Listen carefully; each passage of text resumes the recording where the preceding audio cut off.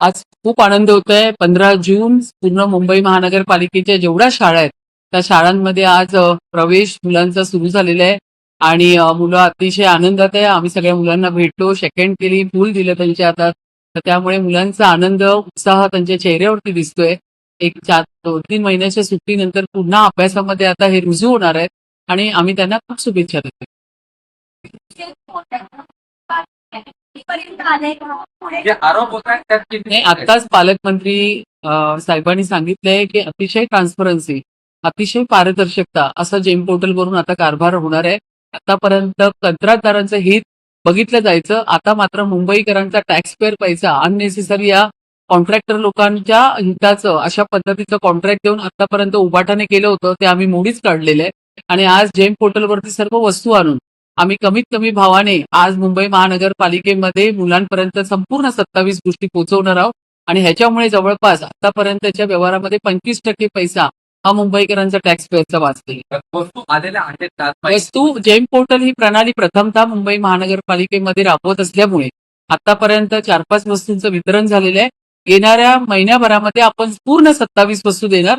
ही सुरुवात असल्यामुळे थोडीशी सुरुवात आहे, पण पुढच्या वेळी मात्र सर्व 27च्या 27 वस्तू एकाच वेळी मिळणार, पण आताही मिळणार, पण एक 15 दिवसाच्या अवधीमध्ये सर्व मिळेल. मॅडम, एक महत्वाचा प्रश्न इथे पंतनगरच्या बाजूला एक पंतनगर शाळा क्रमांक 2 ती सोडून ती जागा खासगी संस्थेला देण्यात आलेली आहे. त्या अशा मुंबई महानगरपालिकेच्या 9 शाळा त्यातून खासगी संस्थांना देण्याचा गेल्या 2-3 वर्षात रचला गेला. कसं पाहता याकडे आणि महाराष्ट्र देखील त्याला विरोध असणार आहे आणि एकूण काय मागते आणि महापौर काय भूमिका? प्रशासकीय काळामध्ये अशा पद्धतीचे सगळे शाळांची भूखंड किंवा शाळा देण्याची कामं सुरू झाली होती. त्याची आम्ही पूर्ण रिव्ह्यू मीटिंग घेतलेली आहे. पण पंतनगरच्या या शाळेच्या बाबतीत सांगायचं तर जवळपास 300-350 विद्यार्थी असताना, शिकत असताना ही पंतनगरची शाळा का म्हणून त्या समोरच्या जी काय आहे त्या लोकांना देण्यात आली, हा खूप मोठा संशोधनाचा विषय. म्हणूनच ही शाळा या बाबतीत पूर्ण आम्ही माहिती घेतोय, अधिकाऱ्यांशी चर्चा करतोय. जांभेकर मॅडमशी पण मी या बाबतीत बोलले. जांभेकर मॅडम पण त्यावेळी उपायुक्त नसताना हा सर्व झालेलं आहे. पण आम्ही शक्य झालंच तर ही शाळा पुन्हा मुंबई महानगरपालिकेच्या ताब्यात देणार, हा पूर्ण प्रयत्न मी करणार.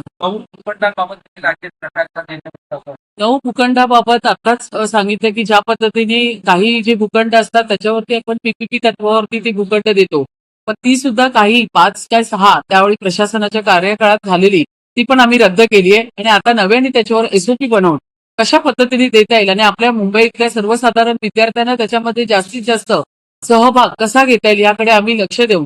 त्या पद्धतीचे एसओपी करून ते भूखंड येणाऱ्या काळात आम्ही देऊ. पालिका विद्यार्थ्यांची संख्या रोडावत चाललेली आहे. या संख्या वाढवण्यासाठी काही विशेष प्रयत्न आपल्या आपण जर पाहिलं तर आता सीबीएसईच्या आता आपण ज्या शाळेत बसलोय ती पण सीबीएसई बोर्डाची शाळा आहे.